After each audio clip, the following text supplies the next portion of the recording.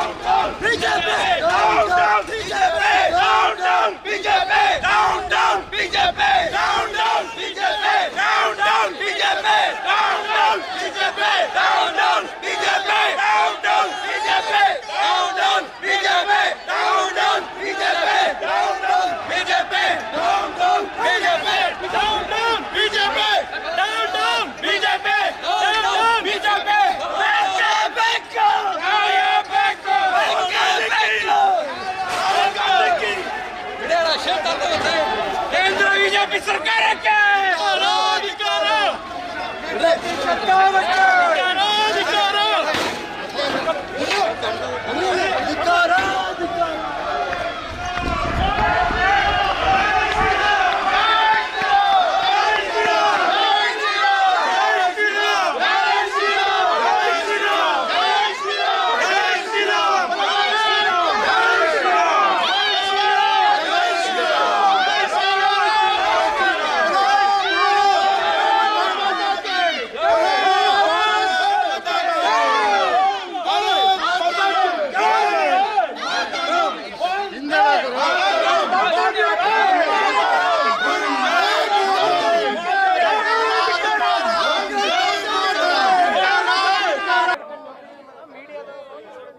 ನಾಯಕರಾದಂಥ ಸೋನಿಯಾ ಗಾಂಧಿ ಮತ್ತು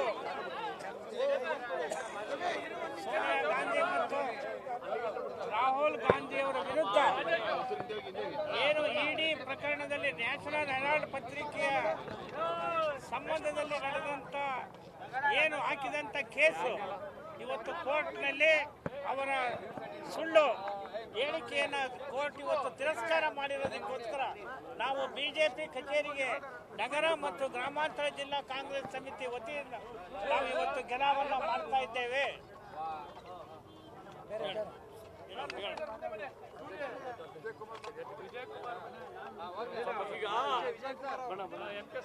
ಮೈಸೂರು ನಗರ ಹಾಗೂ ಜಿಲ್ಲಾ ಕಾಂಗ್ರೆಸ್ ಸಮಿತಿ ಅಖಿಲ ಭಾರತ ರಾಷ್ಟ್ರೀಯ ಕಾಂಗ್ರೆಸ್ನ ಏನು ಸೂಚನೆ ಇದೆ, ಕಾರಣ ಇಷ್ಟೇ.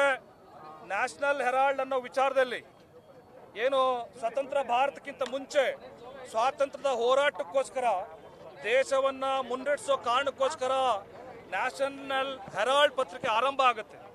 ಇದು ಆರಂಭ ಆದಮೇಲೆ ಅದನ್ನ ಪತ್ರಿಕೆಯನ್ನ ನಡೆಸೋದಕ್ಕೆ ತದನಂತರ ಕಷ್ಟ ಆಗುತ್ತೆ ಅನ್ನೋ ಕಾರಣಕ್ಕೋಸ್ಕರ ಅದು ಕೆಲವು ವಿಚಾರಗಳಲ್ಲಿ ದೊಡ್ಡ ಮಟ್ಟದ ಬದಲಾವಣೆಗಳಾಗುತ್ತೆ.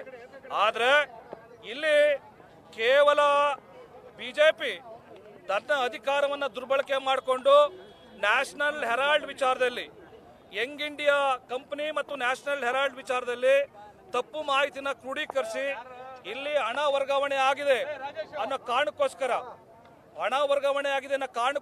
ಗಾಂಧಿ ಕುಟುಂಬವನ್ನ ಮುಗಿಸೋದಕ್ಕೆ ಸ್ವತಂತ್ರ ಭಾರತದಿಂದ ಕೂಡ ಪ್ರಾರಂಭ ಮಾಡಿದೆ. ಇದು ಸ್ವಾತಂತ್ರ್ಯ ಪೂರ್ವದಲ್ಲೂ ಇತ್ತು ಕೂಡ ಗಾಂಧಿ ಕುಟುಂಬ ಮುಗಿಸುವಂತ ಕೆಲಸ ಸ್ವಾತಂತ್ರ್ಯ ನಂತರನೂ ಕೂಡ ಆರಂಭ ಮಾಡಿದೆ.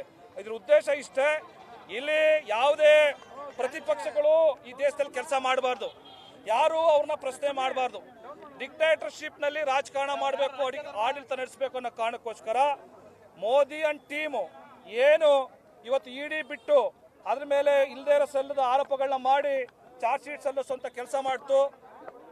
ಕೋರ್ಟ್ ಏನು ಡೆಲ್ಲಿ ಕೋರ್ಟ್ ಅದನ್ನ ಸಾರಾಸಕ್ತಾಗಿ ತಿರಸ್ಕಾರ ಮಾಡಿದೆ.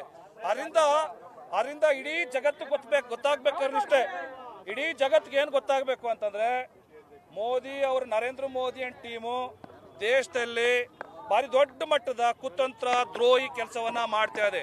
ಈ ದ್ರೋಹಿ ಕೆಲಸ ಏನು ಅಂತಂದ್ರೆ ಕಾಂಗ್ರೆಸ್ನ ಮುಗಿಸೋದಕ್ಕೆ ಒಂದು ದೊಡ್ಡ ಪ್ರಯತ್ನ. ಇವತ್ತು ಇಡೀ ಎಲ್ಲಾ ಕಡೆ ದೇಶದುದ್ದಗಲೂ ಕೂಡ ಬಿಜೆಪಿ ಕಚೇರಿಗೆ ಮುತ್ತಿಗೆ ಮಾಡ್ತಾ ಇದೀವಿ.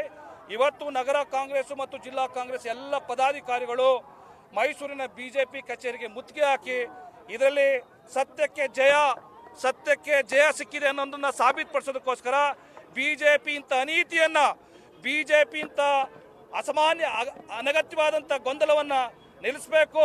ಮುಂದೊಂದು ದಿವಸ ಇಡೀ ದೇಶ ಬಿಜೆಪಿಗೆ ತಕ್ಕ ಉತ್ತರವನ್ನ ಕೊಡುತ್ತೆ ಅಂತ ಇವತ್ತು ಈ ಹೋರಾಟಕ್ಕೆ ಭಾಗವಹಿಸಿದ ಎಲ್ಲರಿಗೂ ನಾನು ಧನ್ಯವಾದಗಳನ್ನ ಹೇಳ್ತಾ ಇದ್ದೀನಿ.